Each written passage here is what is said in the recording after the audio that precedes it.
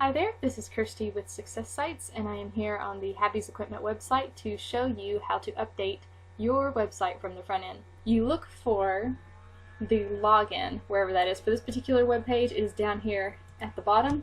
We actually have a tester account made just for this certain tutorial.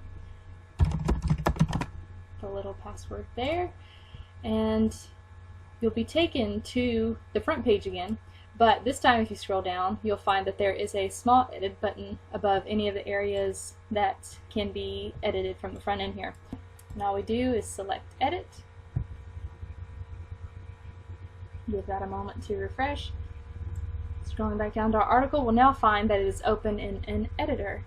And as you can see, this content, how it's displayed, is very different from what's displayed on the front page. But there's a way to tell if you're going to get the right effect on your content as far as having the titles highlighted on the front page when you're not logged in. This Services has a very scripty kind of font that makes it look really pretty, and we'll show you how to do that too.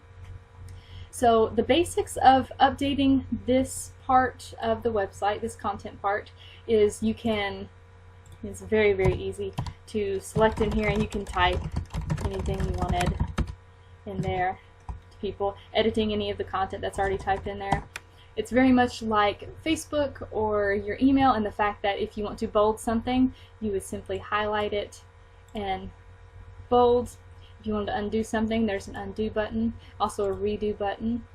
There is the opportunity for you to print something out, for you to add links to something. If we wanted to link to happysequipment.com, we would select this little chain button. Load this here. We would put in our, let's say we wanted it to go to mirrortech.com. We would select that, put in a little title here. If we're going to an external source, we'd want to make it pop up in a new window so that people don't lose their spot on your website. And then you would insert that, and now you have a link there. If you ever wanted to take away a link, you would select the link, and there's this little broken chain link button. We click that, and the link is now gone.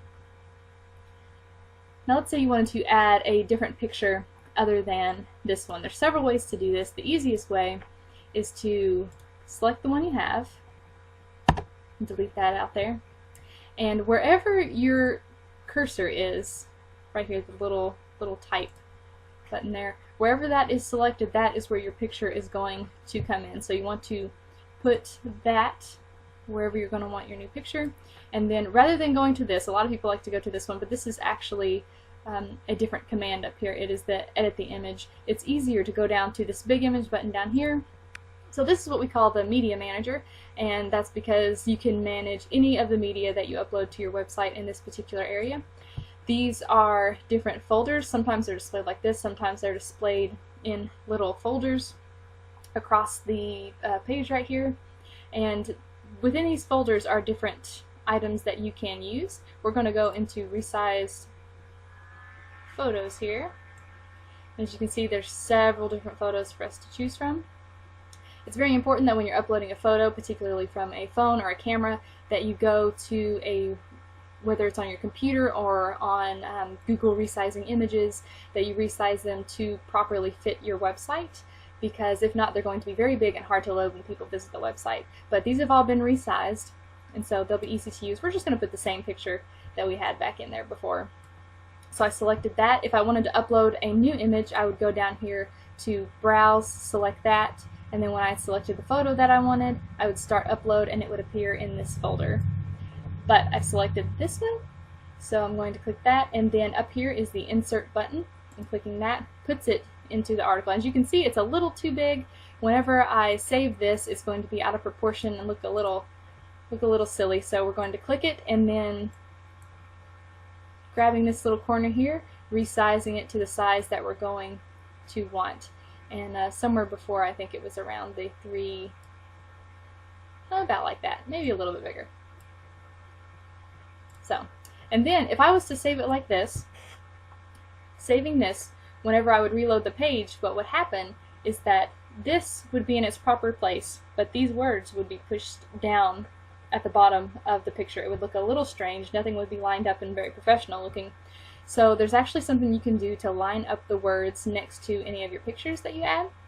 And what you do is you select the picture, and then just pushing the align button up here, you're wanting to align all the text to this side of the photo. So you would select this one.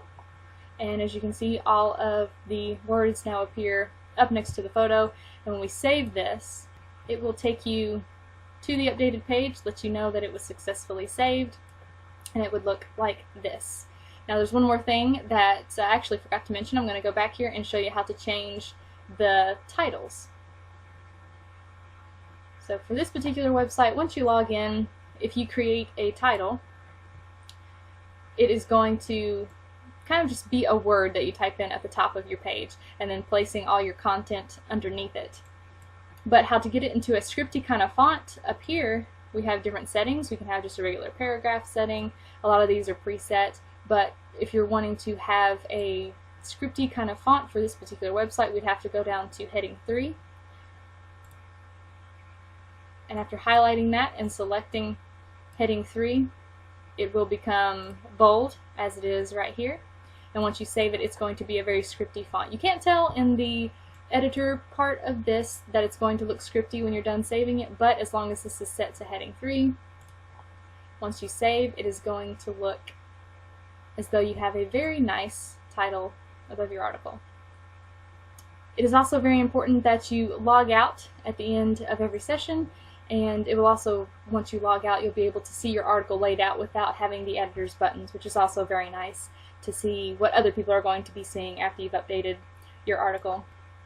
And that is all for this particular tutorial. I hope you enjoyed it and it was helpful, and I will see you again soon.